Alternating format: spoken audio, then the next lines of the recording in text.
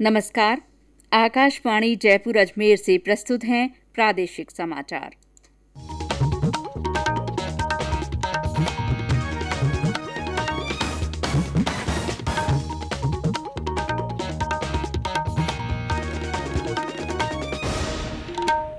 मुख्य समाचार। प्रदेश में 1000 कोविड हेल्थ कंसल्टेंट और ग्राम पंचायतों पीएचसी सीएचसी पर कोविड स्वास्थ्य सहायक लगाए जाएंगे। चिकित्सा विभाग ने म्यूकोरमाइकोसिस को महामारी घोषित किया। जयपुर में राष्ट्रीय आयुर्वेद संस्थान में भी कोविड रोगियों का उपचार किया जाएगा। प्रदेश में घर घर औषधि योजना के लिए वन विभाग ने व्यापक तैयारियां शुरू की। 1.25 करोड़ परिवारों को लाभान्वित करने का लक्ष्य। और राज्य में ताउते चक्रवात के असर से ज्यादातर जिलों में बारिश, धरियावद, उदयपुर में मूसलाधार बरसात। समाचारों के साथ मैं शीला चावला। कोरोना संक्रमण में बढ़ोतरी जारी है। सभी श्रोताओं से अपील है कि लापरवाही न बरतें, सभी एहतियाती उपायों का पालन करें और 44 साल से अधिक उम्र के जिन लोगों ने कोविड का पहला टीका लगवा लिया है, सही समय पर दूसरा टीका लगवाएं। 3 आसान उपायों का पालन करें और सुरक्षित रहें। मास्क लगाएं, 2 गज की सुरक्षित दूरी बनाए रखें और बार-बार हाथ धोने तथा साफ सफाई का ध्यान रखें। और अब समाचार विस्तार से। राज्य में कोविड की कड़ी तोड़ने के लिए 1000 कोविड हेल्थ कंसल्टेंट और कोविड स्वास्थ्य सहायक लगाए जाएंगे। राज्य सरकार ने इसके लिए 31 जुलाई तक नागरिक सुरक्षा विभाग द्वारा चयन या मनोनयन करने के निर्देश दिए हैं। चिकित्सा विभाग के प्रमुख शासन सचिव अखिल अरोड़ा ने बताया कि कोविड हेल्थ कंसल्टेंट की सेवाएं कोविड कंसल्टेंट सेंटर और घर घर सर्वे कार्य को गति देने तथा निगरानी के लिए ली जाएंगी। उन्होंने बताया कि प्रत्येक ग्राम पंचायत स्तर पर 1, पीएचसी पर 2 और सीएचसी पर 3 कोविड स्वास्थ्य सहायकों को नियोजित किया जाएगा। इस बीच चिकित्सा विभाग ने आज एक आदेश जारी कर म्यूकोरमाइकोसिस यानी ब्लैक फंगस को महामारी घोषित कर दिया है। चिकित्सा विभाग के प्रमुख शासन सचिव अखिल अरोड़ा ने बताया कि इस बीमारी के मरीजों की संख्या में लगातार बढ़ोतरी और कोरोना के साइड इफेक्ट के रूप में सामने आने तथा ब्लैक फंगस और कोविड का एकीकृत रूप से उपचार किए जाने के चलते ब्लैक फंगस को पूरे राज्य में महामारी तथा अधिसूचित बीमारी घोषित किया गया है। जयपुर में कोविड के मरीजों का इलाज अब राष्ट्रीय आयुर्वेद संस्थान में भी किया जाएगा। संस्थान के प्रवक्ता डॉक्टर छाजूराम यादव ने आकाशवाणी को बताया कि इस संस्थान में कोविड के कम और मध्यम लक्षण वाले मरीजों का आयुर्वेदिक पद्धति से उपचार किया जाएगा। इस संस्थान के अंदर पूरी तरीके से आयुर्वेदिक वे ऑफ ट्रीटमेंट यानी कि आयुर्वेदिक तरीके से ट्रीटमेंट किया जाएगा, जिसमें कि माइल्ड और मॉडरेट पेशेंट्स को यहाँ पे एडमिट करके और उनका इलाज किया जाएगा। हमारे पास वेंटिलेटर्स भी हैं और ऑक्सीजन सप्लाई भी हमारे यहाँ पे अवेलेबल है और आरटीपीसीआर लैब की भी हमारे यहाँ पे सुविधा है। इसके साथ ही सेंट्रल लैब है जिसमें कोविड प्रोटोकॉल के अंतर्गत आने वाली सारी जांचें, जो वाइटल्स के लिए जांचें जरूरी होती है, डी डाइमर है, IL-6 है, CRP है, ये जितनी सारी भी या फेरेटीन है, इन सब जांचों की सुविधा हमारे यहाँ पे संस्थान के अंदर जो हमारी सेंट्रल लैब है उसमें ये सारी सुविधाएं उपलब्ध।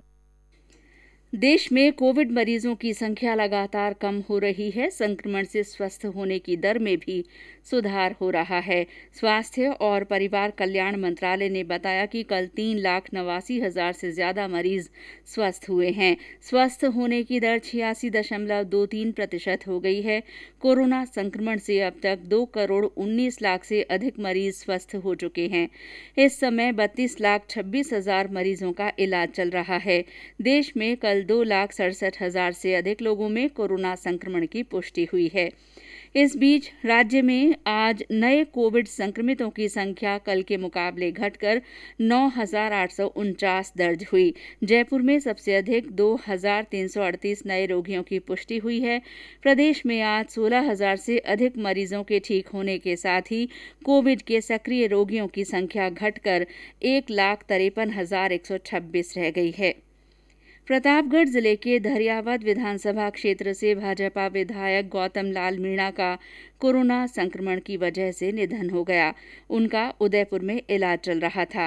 मुख्यमंत्री अशोक गहलोत, पूर्व मुख्यमंत्री वसुंधरा राजे, नेता प्रतिपक्ष गुलाब चंद कटारिया और प्रदेश भाजपा अध्यक्ष डॉ सतीश पूनिया सहित कई नेताओं ने विधायक गौतम लाल मीणा के निधन पर शोक व्यक्त किया है।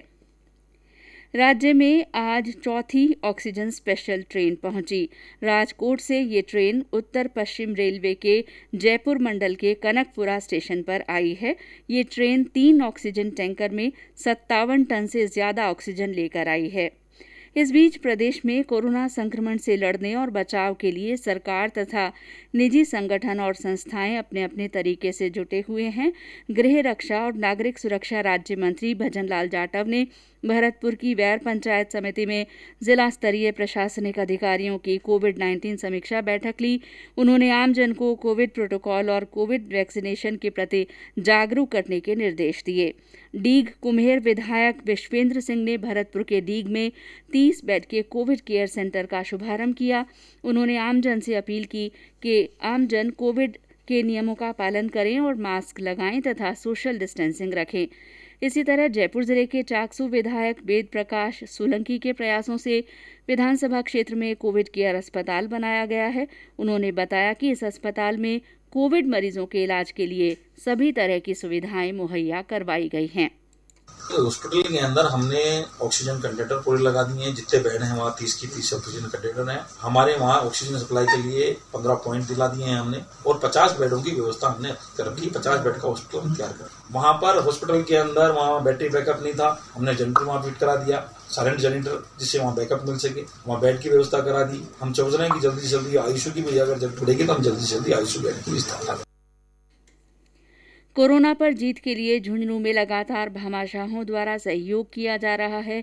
चिड़ावा के भामाशाह झंडी प्रसाद हिम्मत राम का परिवार की ओर से ऑक्सीजन के 10 बड़े सिलेंडर जिला कलेक्टर यूडी खान को सौंपे गए।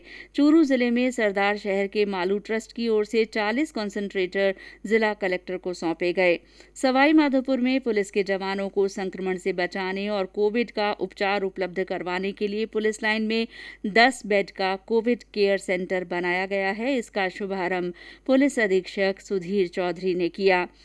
आज झालावाड़ शहर में पेंटिंग व्यवसाय से जुड़े 5 लोगों ने शहर के मुख्य चौराहों पर कोरोना जागरूकता पेंटिंग बनाकर लोगों को कोविड के प्रति जागरूक किया। केंद्र सरकार की ओर से कोरोना के प्रति जागरूकता लाने के लिए जन आंदोलन चलाया जा रहा है।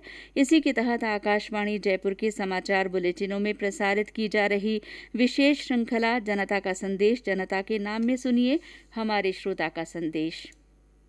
मैं रेवंत राम सुथार, गांव बोलावाली, तहसील संगरिया, जिला हनुमानगढ़ सभी देशवासियों से अपील करता हूं, कोरोना का टीका अवश्य लगवाएं। मैंने लगवाया है, कोई दिक्कत नहीं है और दूसरी डोज का इंतजार कर रहा हूं। घर में रहें, स्वच्छ रहें, सुरक्षित रहें, मास्क लगाएं, 2 गज की दूरी बनाएं, हाथ बार बार साबुन से धोएं। जय हिंद। ये समाचार आकाशवाणी जयपुर अजमेर से प्रसारित किए जा रहे हैं। समाचार अभी और भी हैं, लेकिन पहले कोरोना जागरूकता संदेश।